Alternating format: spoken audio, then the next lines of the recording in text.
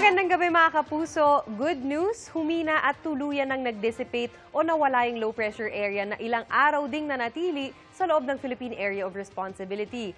Sa ngayon, wala pang bagong sama ng panahon na nagbabadyang makaapekto sa bansa. Pero hindi pa rin dapat magpakampante dahil may ilang lugar pa rin makakaranas ng maulang panahon. Base nga sa datos ng Metro Weather, may tsansa ng ulan bukas sa Luzon, lalo na po sa hapon.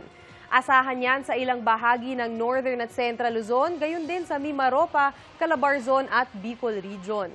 Posible ang malalakas na ulan sa ilang lugar kaya maging handa pa rin sa banta ng baha o pagguho ng lupa. Katulad ng naranasan sa bayan ng Katanawan sa Quezon Province, kung saan kasabay ng undas ay nalubog sa baha ang maraming bahay. Halos wala raw na isalbang gamit ang ilang residente dahil nasa sementeryo ang karamihan. Abot dibdib ang baha sa ilang lugar. Dahil sa tuloy-tuloy na buhos ng ulan, umapaw ang ilog kaya mabilis na tumaas ang tubig. Para naman ho sa mga kapuso natin sa Visayas, good news dahil mababa ang tsansa ng ulan sa umaga. Pero bandang hapon, may pag-ulan na sa ilang bahagi ng Panay Island tulad ho ng Antique, Aklan at Iloilo.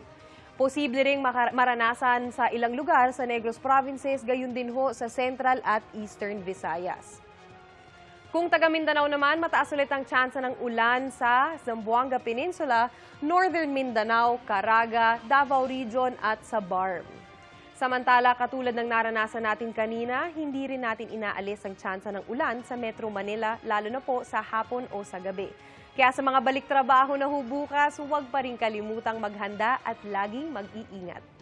Ang mga pag-ulang posibleng maranasan bukas ay dulot pa rin ho ng shear line at hanging amihan, pati ng localized thunderstorms. Yan lang ho muna ang latest sa lagay ng panahon. Ako po si Maureen Shrivers para sa GMA Integrated News Weather Center. Kami ang inyong maasahan, anuman ang panahon.